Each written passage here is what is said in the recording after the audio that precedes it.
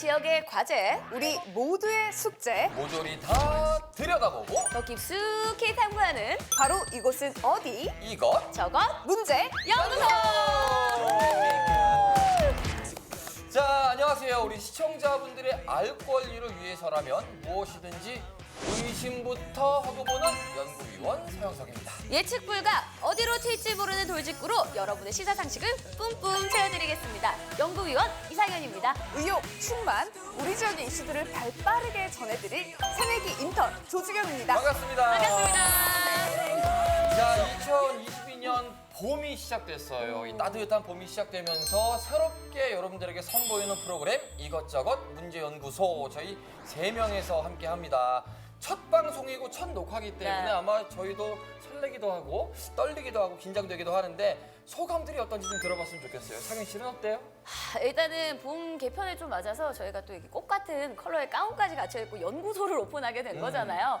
조금 약간 설레는 마음이 들기도 하면서 항상 이렇게 날씨 여신으로만 보던 우리 주경 씨랑 또 이렇게 방송을 처음 함께하게 돼서 좀 되게 긴장되기도 하고 기대돼요. 그러게요. 우리 포항 MBC의 기상캐스터이자 날씨 요정이잖아요. 날요. 오늘은 벌써 비주얼이 인턴 느낌이 좀 뿜뿜 나요. 그러니까요. 네. 이 첫 방을 함께하고 있는 소감이 어때요? 네, 두 분 연구위원을 모시는 새내기 인턴으로서 제가 날씨만 전해드리다가 이렇게 지역의 이슈를 좀 발빠르게 전해드리고자 이렇게 가까이 찾아온 게 굉장히 영광스럽습니다. 앞으로 배우는 마음으로 열심히 임하도록 하겠습니다. 그렇습니다. 우리 이것저것 문제연구소는요. 다양한 방법으로 여러분들에게 시사 상식, 시사 정보를 전달해 드리려고 합니다. 사실 시사라는 게 굉장히 어렵고 까다롭잖아요. 맞아요. 하지만 저희는 뭐 우리 국내외적인 소식들 또 우리 현장의 소식들 더불어서 우리 지역 곳곳의 이야기들을 한 걸음 빠르게 여러분들에게 친절하고 손쉽게 알려드리도록 하겠습니다. 네, 맞습니다. 저희들은 연구위원으로서 그리고 연구 인턴으로서 편안하게 여러분들께 재밌게 시사 소식을 전해드릴 텐데요. 그렇다고 결코 가볍게 알려드리진 않을 거라는 거 알려드리면서 출발해 보도록 하겠습니다. 그렇습니다. 항상 여러분 곁에서 여러분들과 함께하도록 하겠습니다. 이것저것 문제연구소 본격적으로 시작합니다.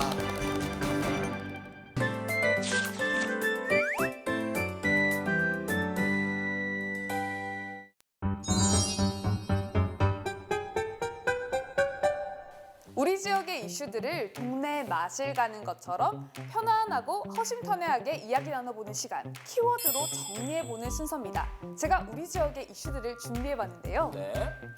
짜자잔. 야. 어디 보자.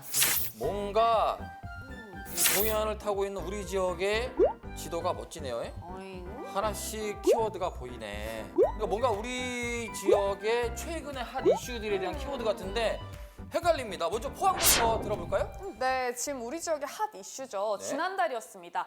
택시인데요. 20대 여대생이 달리던 택시에서 갑자기 뛰어내려서 목숨을 잃는 사건이 발생했습니다. 택시가 목적지와 다른 방향으로 갔다는 이 유가족의 주장이 있었고요. 반면에 택시 기사는 승객과 의사소통이 제대로 되지 않았다고 주장을 했는데요. 택시 기사의 주장이 이렇게 엇갈리고 있는 상황입니다. 사실 저희가 뭐 여러 가지 세상 돌아가는 뉴스들을 접하지만 이 뉴스만큼 조금 허망한 뉴스가 있나라는 생각이 많이 들거든요. 좀 많이 당황하기도 했고 너무 안타까운 뉴스가 이번 뉴스였던 것 같아요. 맞아요. 네. 사실 뭐 저도 그렇지만 택시 탈 때 여자들은 어느 정도의 약간의 걱정을 안고 타기는 해요. 그래서 저도 20대 때는 택시를 타고 갈 때 누군가 꼭 차 번호판을 찍어서 이거 지금 네가 탄 번호야 이야기를 해주기도 하고 제가 택시를 타면서 나 지금 택시를 탔는데 이 번호야 이렇게 좀 번호들을 주고받으면서 뭔가 안정을 취하려고도 했었거든요. 근데 이번 사건을 보면 이 길이 아닌데 이거 뭔가 잘못된 것 같아 라고 이렇게 가족들과 연락을 주고받으면서 이렇게 사건이 좀 더 이슈화가 됐었잖아요. 네, 맞습니다. 지금 두 양쪽 대립이 엄청나게 격돌하고 있는데요. 이 사건의 진실이 조만간 밝혀질 예정이라고 합니다. 지금 경찰에 따르면요. 택시 내 블랙박스 영상이 있잖아요. 그걸 지금 국립과학수사연구원에 의뢰를 했다고 합니다.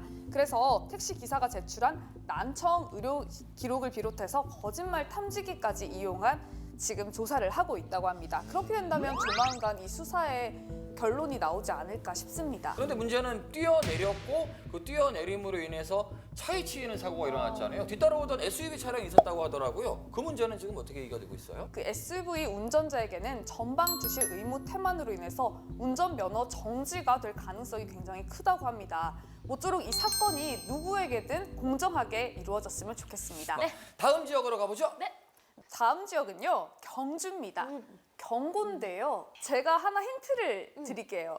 두 분 지나가다가 이렇게 쓰레기를 이렇게 툭 생각 없이 버리신 적은 없으신가요? 저는 단 한 번도 그렇게 쓰레기를 툭툭 버려본 적 없는데? 저 길에 쓰레기를 왜 버려요?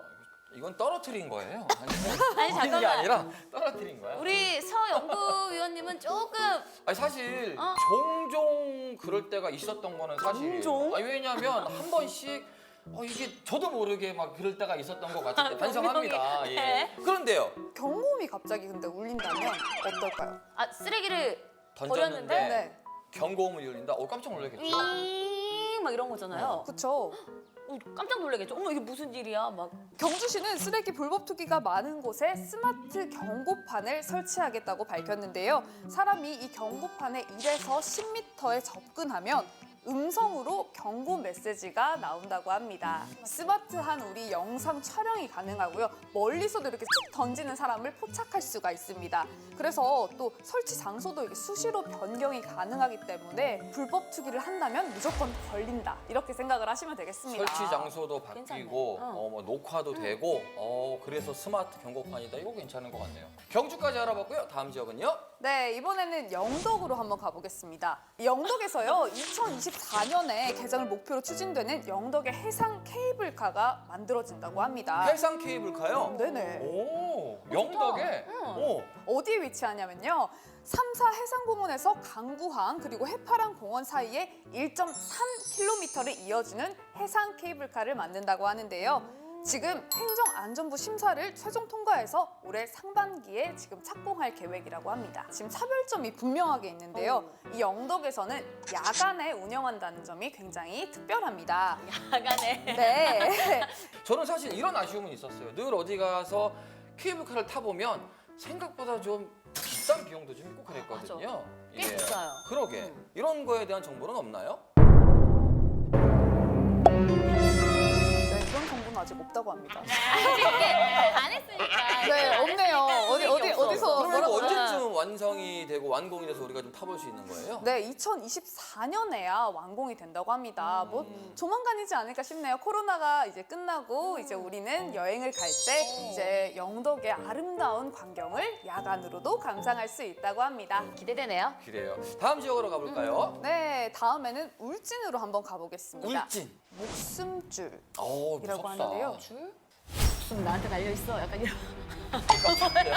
깜짝 놀라요. 이런 거밖에 난 안 떠오르는데 뭔가. 그러게. 네 목숨 나한테 달려있어. 뭔가 무시무시하다 느낌은. 네, 뭐예요? 사실 울진 하면요, 지난달에 있었던 이렇게 산불이 가장 큰 이슈였잖아요. 울진 산불 그렇죠. 그래서 이게 1m의 짧은 목줄에 묶여서 이게 산불을 피하지 못한 우리 많은 개들이 이게 많은 피해를 입었다고 합니다. 애완동물 재난대처법에 따르면 동물 소유자들이 이렇게 동물을 자발적으로 대피시키고 또 애완동물은 대피소에 들어갈 수 없다는 그런 내용이 명시되어 있는 현실입니다. 그게 무슨 얘기예요? 반려견들은 뭐 이런 대피소로 갈 수가 없다. 이게 지금 현행 규정이라는 얘기예요? 네, 현행 규정상에 따르면 지금 안내견만 들어갈 수가 있고요.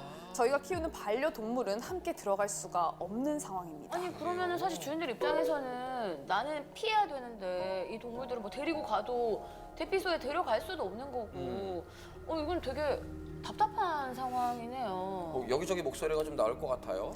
동물들은 저희 가족 같은 그리고 반려동물인 건데 말 그대로 함께 가지 못한다는 거에 대한 지금 많은 불만들과 이야기들이 나오고 있습니다. 동물이 여전히 배제되고 있는 상황에서 이 비극이 비극으로 끝나지 않도록 모쪼록 상황이 잘 정리가 되었으면 좋겠습니다. 네, 마지막으로 섬으로 한번 가볼까요? 네. 오, 우리의 울릉도와 독도에 아무것도 없네요? 뭐가 없다. 뉴스가 없나요? 공항이 아직은 없다. 무지하게 많다. 아 뭐가? 무가. 없는 것이 무지하게 많다. 뭐 없는 것이 무지하게 많을 수도 있겠지만 이번에 제가 가지고 온 키워드는요. 서점이 없다는 겁니다. 서점이 없다고요? 네, 울릉도에? 네, 경북에 서점이 없는 곳이 지금 4군데라고 하는데 그중에서 지금 울릉도 속해 있습니다. 그래서 이제 서점 대신에 공공도서관을 문화 서비스를 이렇게 해서 사람들에게 문화 서비스를 제공하고 있다고 하는데요. 그야말로 서점이 멸종되어 버린 이런 상황에서 앞으로 서점이 없는 지역이 더 많이 늘어날 것으로 보입니다. 그래서 많은 대책이 필요하다고 합니다. 사실 뭐 전국적으로 서점이 네. 없어진다는 얘기는 많이 듣기는 하는데 그래도 하나도 없다라는 이야기는 조금 가슴이 아프네요. 책 많이 읽으세요? 아니요. 아니 저는 약간 사실 요즘 이렇게 대구나 도시 같은 경우에는 그렇게 독립 서점이랑 이렇게 카페 같은 걸 같이 운영하는 곳들이 되게 많아지고 있거든요. 근데 울릉도에도 약간 울릉도만의 특징을 살린 이런 서점을 하나 만들어 놓으면 오히려 관광 효과도 좀 있지 않을까라는 생각도 드네요. 그래요. 가장 최근에 읽은 책이? 이효령 선생님 그 관련된 책이었어요. 진짜 진짜 읽었어요. 네. 제가 예, 여기까지 제목이 듣도록 하겠습니다. 자, 저희가 이렇습니다. 네, 이제 키워드로 정리해보는 순서 마무리 단계인데요. 네. 저는 사실 이쯤 되면 이제 연구소장님이 좀 궁금합니다. 혹시 두 분은 연구소장님을 보신 적이 있으실까요? 우리 소장님? 어? 갑자기 이게 뭐야? 뭔데? 뭐예요? 잠깐만. 여러분, 괜찮아요? 깜짝 놀랐죠? 반갑습니다. 웰컴 투 마이 연구소. 저로 말할 것 같으면 포항이 낳은 뭐야, 최첨단 이게? 두뇌. 이것저것 문제 연구소장 EAI입니다. EAI라고? 저희 연구소에 입사하신 여러분들을 환영하며 여러분의 지적 능력을 테스트하기 위한 퀴즈를 준비했습니다. 아, 이거 하지 마. 결과는 하지 성과에 마. 반영되니 싫어. 최선을 다해 주시길 바랍니다. 정답을 아시는 분은 손을 들고 이름을 외쳐주세요. 야, 서영석으로 갑시다 오늘 그냥. 첫 번째 문제. 지난달 대한민국 20대 대통령이 선출되었습니다. 그렇다면 1대부터 19대까지 대한민국을 이끈 전현직 대통령은 모두 몇 명일까요? 야, 헷갈린다. 이상현 9명? 땡. 잠깐, 그것은 잠깐. 정답이 아닙니다. 정답 11명. 오. 틀렸습니다. 이승만, 다시 최규하. 정답! 14명! 이야. 틀렸습니다. 아 뭐야 소리가. 정답 12명. 야! 정답은 12명입니다. 정답! 아, 어렵네요. 헷갈리네요. 예. 다음 문제. 오, 비대면 시대가 일상화되면서 이것을 통해 미팅도 할 수 있고 게임도 하며 공부도 할 수 있는데요. 현실과 가상 세계의 결합을 뜻하는 이것은 무엇일까요? 이상현 메타버스. 정답은 메타버스입니다. 와. 여러분 제가 맞췄습니다. 제가 분발을 해야겠습니다. 다음 문제. 다가올 6월에는 전국 동시지방선거가 열립니다. 올해부터는 지방선거에 출마할 수 있는 연령이 만 25세에서 이 나이로 낮아졌는데요. 과연 몇 살로 바뀌었을까요? 오, 우리 인턴. 만 20세! 오, 틀렸습니다. 정답! 네, 우리 인턴. 네, 제가 맞출 겁니다. 만 18세! 정답은 만 18세입니다. 이번에 틀렸으면은 이제 인턴에서 이제 다시 네. 공부하러 갈 뻔했어요. 그렇죠. 열심히 하겠습니다. 아,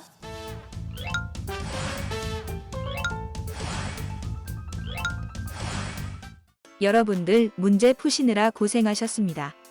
모두 반가웠습니다. 그럼 다시 만날 날을 기약하며 연구에 박차를 가해주시기 바랍니다.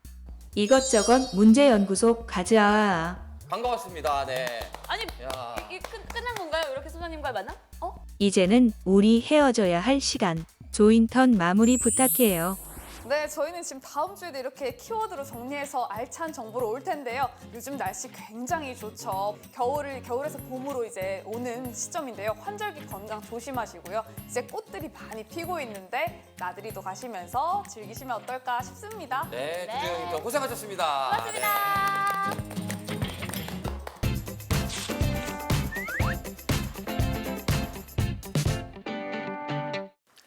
24시간 쏟아지는 수많은 이슈들을 연구위원회 관찰력으로 풀어보는 시간, 이슈 연구실 시간입니다. 네, 저희가 매주 한 가지 주제를 선택해서요. 그 주제에 대해서 열띤 토론을 벌이는 시간인데요. 여러분들께 미리 한 가지를 말씀을 드리면 이건 정말 지극히 주관적인 저희들의 의견이라는 거 꼭 기억해 주셨으면 좋겠습니다. 주관적인 저희들의 이야기지만 여러분들과 함께 공감할 수 있는, 공감해야 할 이슈라는 거 여러분들 함께 공감해 주셨으면 좋겠다는 생각이 듭니다. 첫 시간이라서 말이죠. 어떤 이슈가 기다리고 있는지 굉장히 궁금해집니다. 궁금. 자, 공개합니다. 하나, 둘, 셋. 짜란. 자, 자, 연구위원님. 줄이 서 있어요.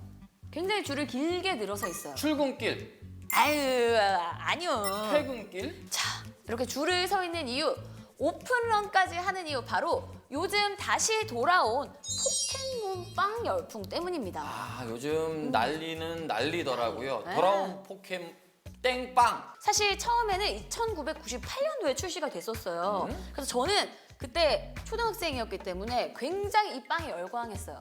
이 포켓몬 그 띠부띠부 실이라고 하죠. 띄었다 뗐다 할 수 있는 그 스티커, 이 띠부띠부 실을 모으는 재미가 쏠쏠했거든요. 그래서 또 이 어떤 스티커가 나올까 기대를 하면서 어떤 막 빵을 고르지 하면서 그 빵을 사 먹었던 그때의 기억이 막 새록새록 떠올라서 아이들이라면 누구나 한 번쯤 사 먹었을 정도로 인기가 많았는데 그 빵이 2006년에 단종이 됐다가 다시 돌아오게 된 겁니다. 일단 이 빵의 인기가요.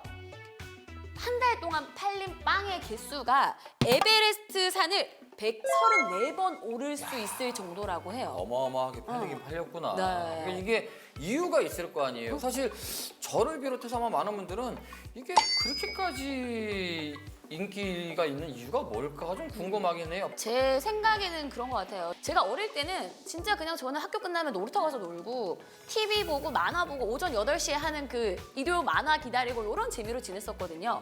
근데 그때 하나의 재미를 일으켜줬던 이 포켓 땡빵이 다시 나오면서 내가 그 띠부띠부 씨를 갖기 위해 노력했던 것들이 막 떠오르고 약간 수집 재미. 근데 이제는 우리가 이제 나름의 경제력을 갖추고 있으니까 한 개 사 먹었던 거 이제 10개도 살 수 있고 20개도 살 수 있는 나이가 됐으니 그때의 그 기억들을 조금 떠올리면서 추억까지도 소환할 수 있는 그런 시간이 아닌가라는 생각이 들어요. 일종의 그 어릴 적에 향수를 불러일으키는 그쵸, 뭐 그쵸. 복고 마케팅, 레트로 마케팅 뭐 네. 이제 이런 거라고 보면은 되겠네요. 솔직히 좀 그런 느낌이에요. 이 빵을 너무 먹고 싶고 내가 이 스티커를 너무 가져야 된다 이런 느낌보다는 그냥 그 추억에 나도 뒤처지지 않고 싶어서 같이 약간 동참하고 싶은 마음도 좀 생기는 것 같아요. 근데 그러고 보면 이게 참 뭔가 만화 영화 한 편 그리고 뭔가 이 캐릭터 애니메이션 하나가 만들어내는 부가가치가 어마어마하구나라는 생각이 사실 막 들거든요. 맞습니다. 이 캐릭터의 지식재산권 파워가 정말 엄청납니다. 이 포켓몬이요. 세계에서 가장 비싼 지식재산권이라고 해요. 이게 어느 정도냐면 매출이요. 현대차의 매출을 뛰어넘을 정도라고 합니다.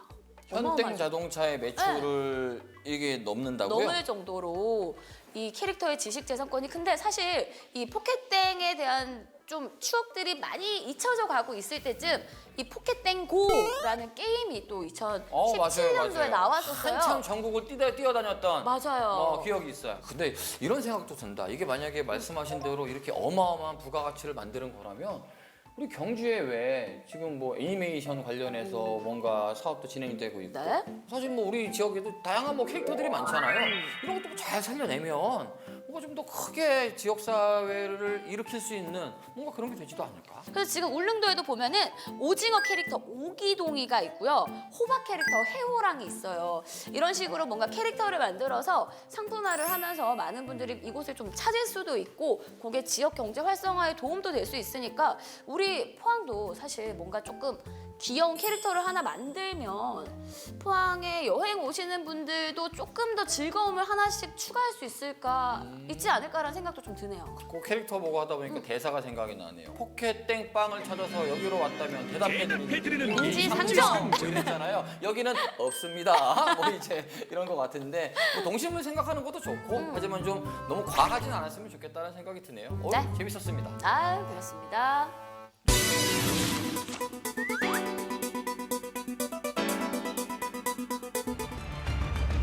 (213시간) 장장 9일간 타들어간 울진 산불. 역대 가장 오랜 시간 우리 맘을 졸이게 만든 산불이었죠.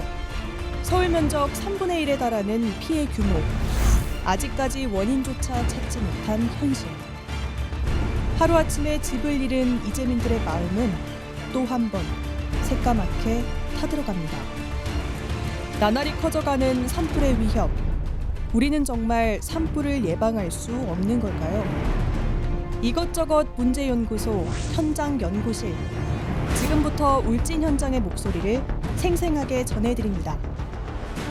현장에는 언제나 답이 있습니다. 우리 지역 뉴스 속 생생한 현장의 이야기를 찾아 나섭니다. 현장 연구소.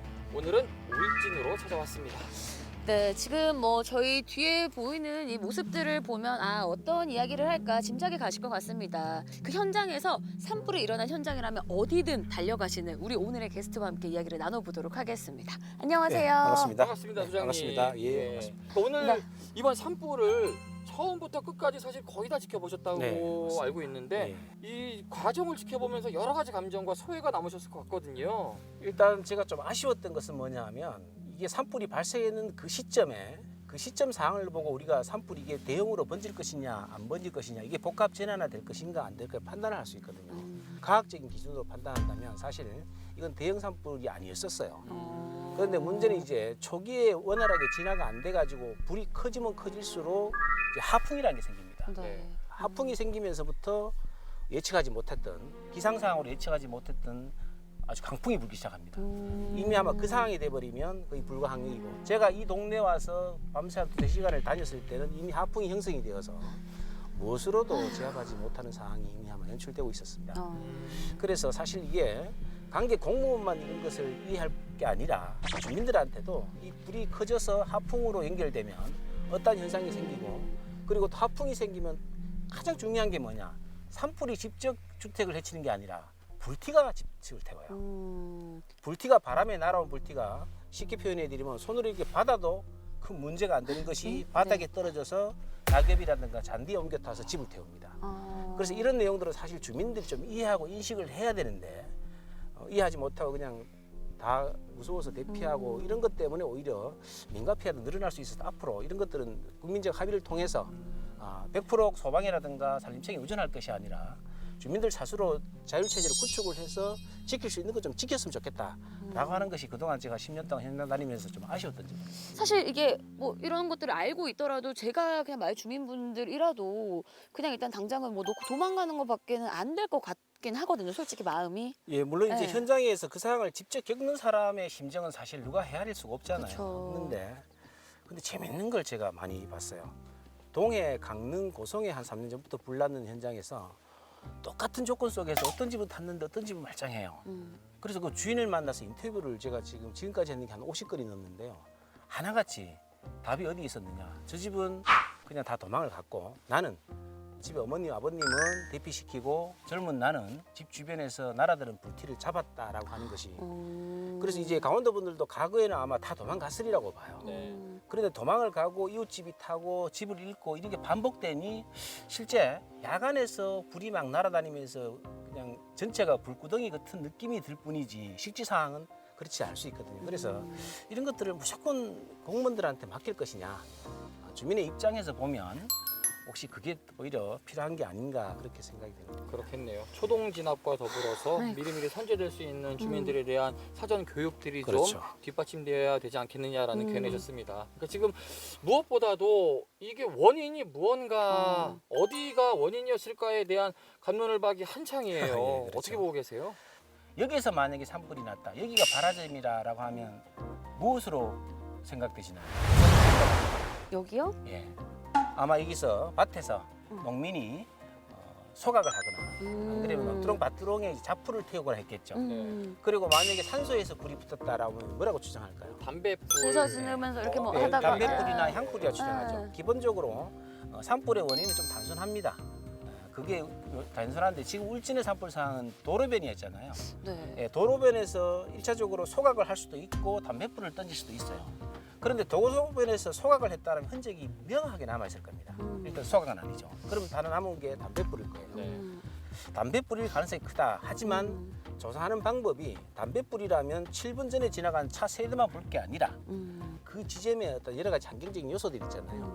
예를 들어서 연료가 쉽게 옮겨 붙을 수 있는 조건이었는지, 바람은 어땠는지, 그늘은 언제까지 졌고 햇빛이 얼마나 노출되어 있었는지, 이거에 따라서 7분 만에 붙을 수도 있고 20분에 붙을 수도 있는 거죠.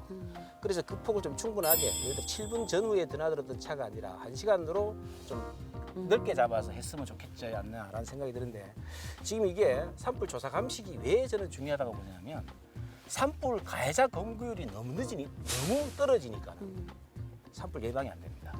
그래서 그 책임을 물으는 그런 시스템을 가면 어떠한 산불 예방 정책보다 효과적일 수도 있다. 그래서 조사 감식에 대해서 좀 깊이 있게 고민해야 될 것 같습니다. 우리 생활도 마찬가지겠지만 산불도 가만히 보면은 이 산불 정책이 중요합니다. 그런데 이 정책이 어긋나 버리면은 돌이킬 수 없는 사건들로 벌어지기 마련인데, 네. 이 산불 정책에 관해서도 하실 말씀이 좀 있을 것 같아요. 예, 제가 좀 사실 가장 하고 싶은 이야기죠. 그런데 물론 이제 산림청에서 산불 정책을 50년의 역사를 가지고 다양한 방법으로 이제 구사를 했었습니다. 네.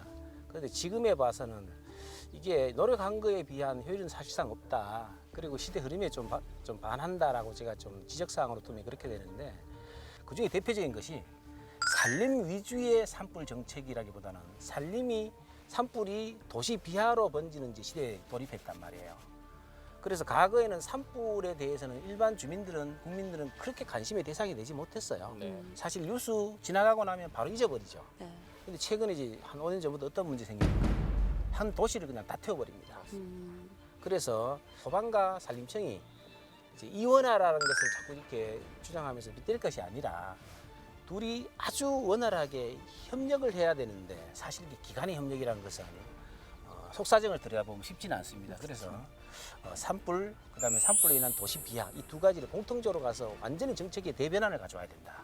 저는 그렇게 보고 있습니다. 사실 지금 뭐 우리나라 소방 시스템이 굉장히 뛰어나다고 들었거든요. 네. 소방 시스템 자체는 굉장히 뛰어난데 사실 그게 제대로 이루어지지 못해서 이런 상황이 온 것 같아요. 그럼 우리 소장님이 생각하시기에는 앞으로 좀 어떤 정책들이 좀 추가가 되면 이런 부분들이 조금 예방에 도움이 될까요? 우리나라 산불 관리 체계에 있는 모든 인프라가요, 세계 최고 수준입니다.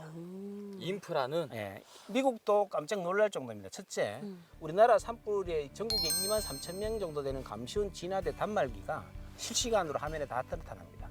이분의 이동 경로까지 다 드러납니다. 두 번째, 항공 진화 있죠.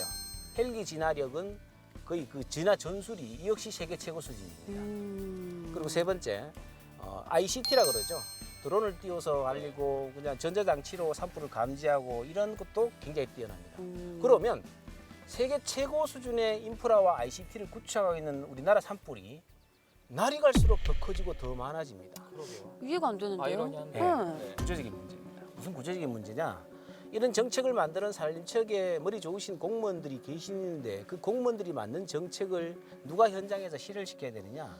산불 진화대와 감시원이 그걸 받아서 현장에서 이제 이 정책을 완성을 시켜야 되는데, 다시 말해 물이 밑에까지 스며들지 않는다는 얘기예요. 이분들의 운영 구조가 2개월 내지 3개월 한시적 운영 구조고, 이게 아주 옛날에 만들어진 아이고.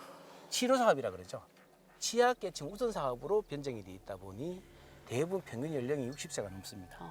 그래서 이분들을 산불 현장에 투입시키기도 애매하고 도저히 이 구조 자체가 맞지가 않습니다.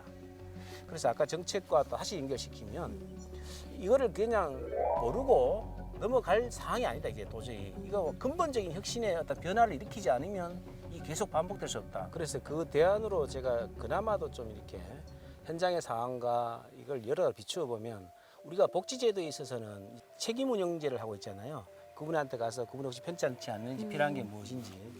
그래서 제가 한동안 그 소각 복지를 도입해야 된다는 얘기를 한 적이 있었는데, 우리나라 산불에 가장 비율을 많지 않은 게 소각입니다.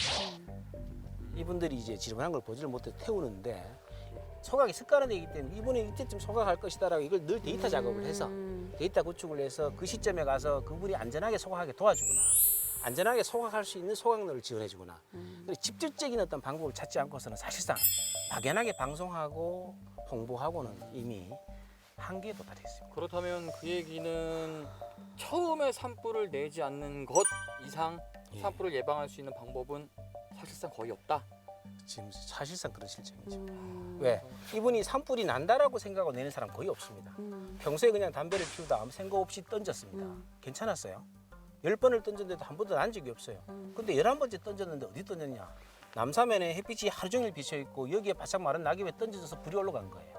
그러니까 이게 예방이 안 된다는 거예요. 자기도 모르게 습관화된 행동에 통해서 이게 불이 되고 안 되고의 차이기 때문에 아무리 강조해도 그 찰나를 놓치거나 그 사람이 간접 속에 들어가 있지 않는 이상 난다는 거예요. 그래서 제가 보는 관점에서는 참 예방은 쉽지 않다. 그래서 우리가 정량적으로 분석할 수 있는 것은 소각 산불이 비율이 가장 높으니 어른들 소각하는 것을 좀 도와주는 방법으로 안전하게 그걸 해서 그거 한 40% 되거든요. 그거라도 해야 되지 않느냐 이제 궁예지책으로 말씀을 드리는 겁니다. 산불이 난 곳에서 산불에 대한 이야기를 하고 또 어떻게 하면 산불을 좀 더 줄이고 막을 수 있을까라는 얘기를 하는데 뭔가 돌덩이를 하나 더 얹고 가는 듯한 네. 느낌이 좀 들어서 안타깝기는 한데요.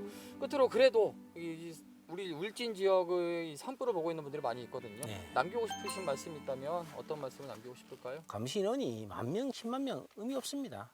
본인이 산불 그 시기에 집중할 수밖에 없는 근데 그런 어떤 내용들을 그러니까는 막연한 홍보가 아니라 좀 이렇게 맞춤의 홍보 그 가능하거든요. 그 일을 네. 가지고 그렇게 운영했으면 좋고 두 번째는 산림 위주보다 산불로 인해서 시설물이 이제 이 손실이 엄청 커요. 나가다 보시면 알겠지만 눈물 나서 못 볼 정도의 상황이 너무 많습니다. 이분들이 이제 마지막 남은 여생을 이제 집도 절도 없이 지나야 되는 이런 상황에 놓였는데 산림 산불 위주의 정책도 중요하지만 이 산불이 도시 비화되고 마을로 뛰어드는 여기에 대한 대응 체계를 완벽하게 구축하지 않으면 우리나라가 지금 그동안 겪어보지 못하는 초대형 복합 재난을 겪을 수도 있다. 저는 생각이 듭니다. 두 가지를 좀 중점적으로 말씀드리고 싶습니다. 그러니까요. 사실 뭐 방송을 보고 계신 우리 시청자 여러분들 이게 사소하고 내가 그냥 평소에 하던 아무렇지도 않은 일이라고 생각하지 마시고요. 이렇게 큰 산불로 번져서 아무것도 할 수 없게 되는 이런 힘든 상황이 오기 전에 나부터 조심하는 마음을 다 가져주셨으면 좋겠습니다. 이렇게 둘러보니요 탄 자국들이 다 시커매요. 그러니까 이게 지금 울진 군민들의 마음이 이렇게 새까맣게 탔겠구나라는 생각이 절로 들거든요. 현장에서 힘들어하고 있는 많은 이재민 분들이나 힘들어하고 있는 우리 국민들에게는 어떠한 나무를 심어줄 수 있을 것인가 이 부분도 우리가 한번 생각해 보고요. 산불 예방은 당연하겠죠. 하나부터 10까지 다시 한번 챙겼으면 하는 그런 기회가 이번 기회였으면 좋겠다 생각해 봅니다. 멀리서 와주셔서 감사합니다. 다음에는 이런 안 좋은 소식이 아니라 산불이 좀 잘 정리됐고 그 다음에 산불 체계가 잘 좋아졌다라는 반가운 이야기로 만났으면 좋겠습니다. 네, 말씀 네, 감사했습니다. 감사합니다.